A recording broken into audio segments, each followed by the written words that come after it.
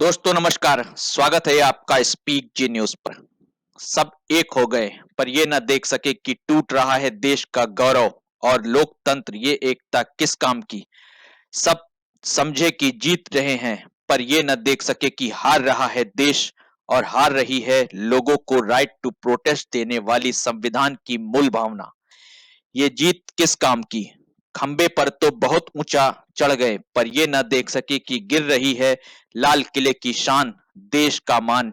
ये ऊंचाई किस काम की। चींटी पैर के नीचे आ जाए तो माफी मांगता है किसान, तो दिल्ली में ट्रैक्टर परेड की इजाजत लेकर पुलिस को कुचलने की कोशिश करने वाले क्या किसान थे। देश की मिट्टी पूछता है भारत, किसान तो गणतंत्र को बंधक बनाकर मर्यादा को मटियामेट करने वाले क्या किसान थे। सवालों से आगे सवाल और भी है। खैर, देश में संविधान सर्वोच्च है और जो सुप्रीम कोर्ट इस संविधान का रक्षक है, सवालों से भी नहीं बच पाया है।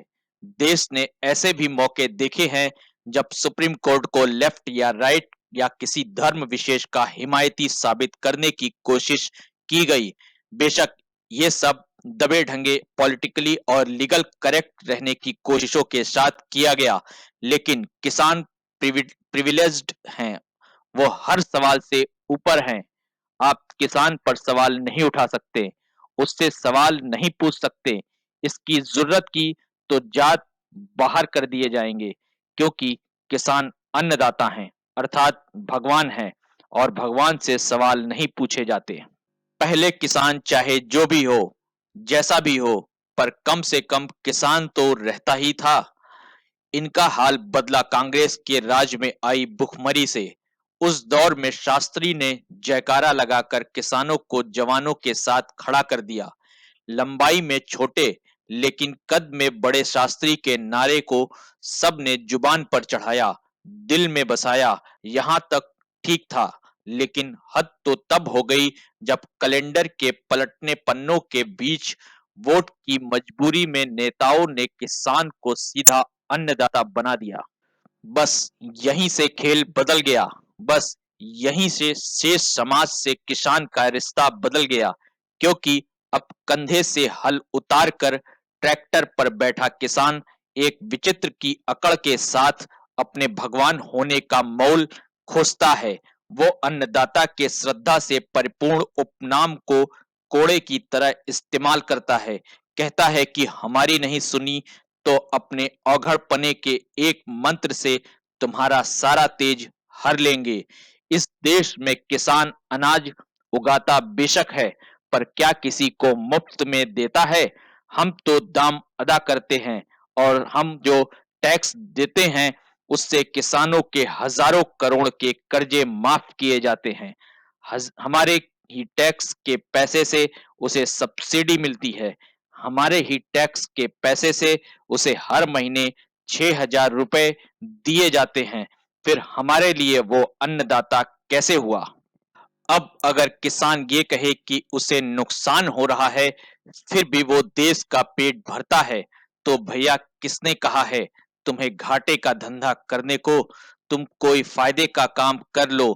जिसे भूख लगेगी वो अनाज उगा लेगा। तुम काहे जहर का घूंट पीकर खुद को नीलकंठ साबित करने पर अड़े हो। लेकिन अकड़ है सो है। लाल किले की प्राचीर पर धर्म और संगठन का झंडा फहराने, तलवार लहराने के बाद ये अकड़ और भी बढ़ गई है। किसान नेता अपनी बातों में इस अकड़ की खूब नुमाइश कर रहे हैं। अपनी बातें मनवाने के लिए किसानों का ट्रैक्टर परेड पहली बार भारत में ही हुआ हो, ऐसा नहीं है। 2015 में फ्रांस में किसानों ने 1,000 ट्रैक्टर के साथ मार्च किया। फिर 2019 में नीदरलैंड के किसान अपनी मांगों के साथ राजधानी हिंग पहुंच गए थे। साल 2020 में आयरलैंड में किसानों ने ट्रैक्टर से डबलिन शहर की घेराबंदी की थी। फर्क बस इतना है कि दूसरे देशों में हुए ट्रैक्टर परेड में किसानों ने हिंसा का सहारा नहीं लिया।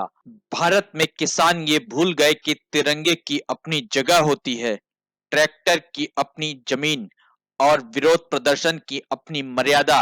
इसी भूल के चलते 72वें गणतंत्र दिवस ने आंदोलन की प्राचीर से आस्था का कलश गिरकर टूटते देखा, संविधान से मिली शक्तियों की मर्यादा का बलात्कार होते देखा।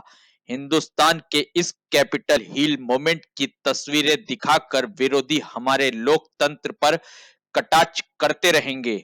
हम ये दोबारा नहीं देखना चाहते।